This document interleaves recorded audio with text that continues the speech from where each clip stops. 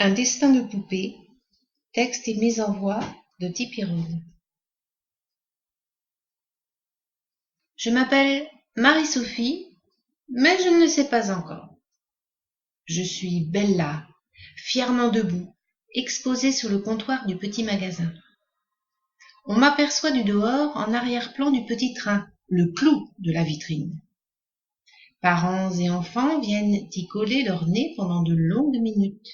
Le circuit est élaboré avec grand soin, tout un dimanche après-midi.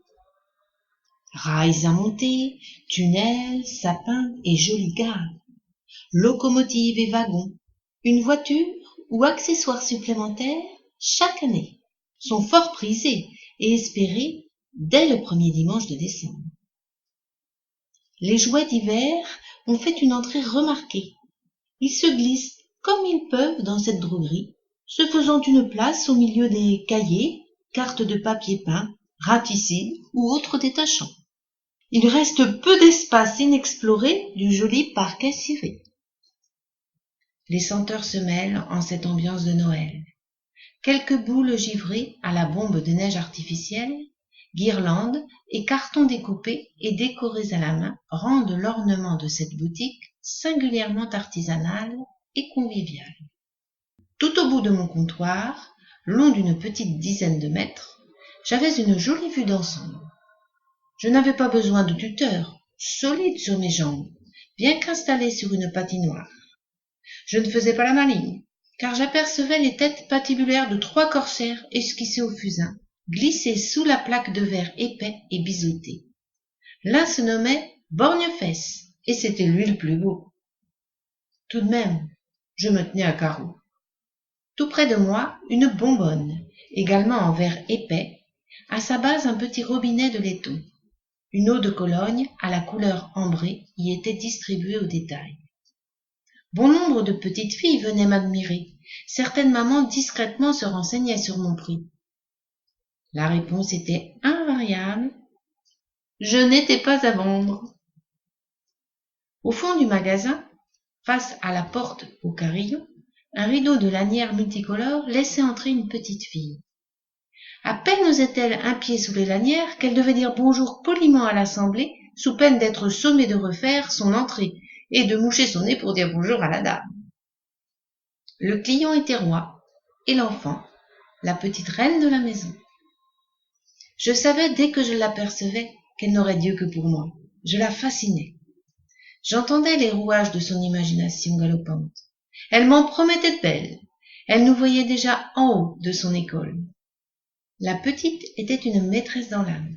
Chaque jour, elle jouait à l'école et le moindre sujet devenait son élève. Elle aimait les grandes classes et faisait répéter ses poésies et leçons à ses 35 idams. Elle admirait mon chapeau blanc bordé d'un ruban rose, couvrant mes longs cheveux de miel orangés et bouclés. Elle était très surprise de me voir porter des boucles d'oreilles, qu'elle nommait d'ailleurs des cages à oreilles. Tout lui plaisait chez moi, jusqu'à mes soquettes blanches dans mes jolis souliers.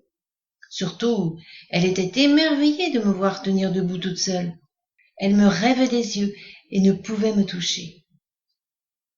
Repue de m'avoir tant adorée, elle passait derrière moi, de l'autre côté du comptoir, dans son rayon préféré, les boîtes de cire, l'encaustique. Différentes tailles et teintes, surtout amenaient l'obligation de les ouvrir avec une pièce de monnaie pour faire levier. La petite fille était très souvent dans l'obligation de cette démonstration. En cachette, évidemment, bien qu'elle se fasse souvent prendre la main dans la boîte. Fichu, bien entendu, avec cette empreinte digitale en plein milieu. Je savais que l'enfant rêvait encore de moi au premier étage des appartements privés. Je faisais déjà partie de ses jeux. Je voyais la place qu'elle m'avait choisie et j'avais compris qu'en plus d'être l'élève, je serais la fille de la maîtresse. Hélas, je n'étais pas à vendre. À l'instar de mon ami Petit Train, je faisais partie du décor. Cela m'envahissait d'une profonde tristesse, bien que les regards envieux de toutes ces petites filles me flattaient. La mienne de petite fille, je la voulais. Ce soir, c'est Noël. Les joues en feu, je fais plisser mes yeux devant les braises de l'âtre pour rentrer dans la caverne d'Ali Baba. Je joue de mes paupières et de mes cils pour faire jaillir différentes images et joyaux précieux. Mamie a allumé des bougies dans la pièce. Elle a mis ses beaux bracelets que j'entends tintinabuler alors qu'elle lisse la jolie nappe. Je suis heureuse, rien que d'imaginer que bientôt, sous le sapin, il y aura de beaux cadeaux. Ce moment d'attente et d'espoir est féerique. Je ne sais pas ce que je vais avoir, mais je sais déjà que je l'aimerai. C'est l'heure d'aller se coucher. Le Père Noël va passer. Mon papy vient me chercher à pas feutrer pour m'éveiller tout doucement à ce rêve qui m'attend.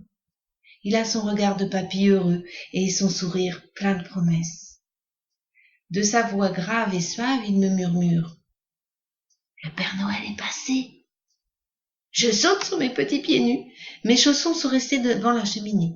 Revêt ma robe de chambre douce et blanche comme la neige. Bondis dans les bras de mon grand-père ému. Tous les trois, cette veillée, nous sommes tous les trois. Nous avons créé cette merveilleuse ambiance de fête au zénith de la chaleur de nos trois cœurs. Le bonheur d'être ensemble et de faire plaisir. Il y a à peu près 5 paquets.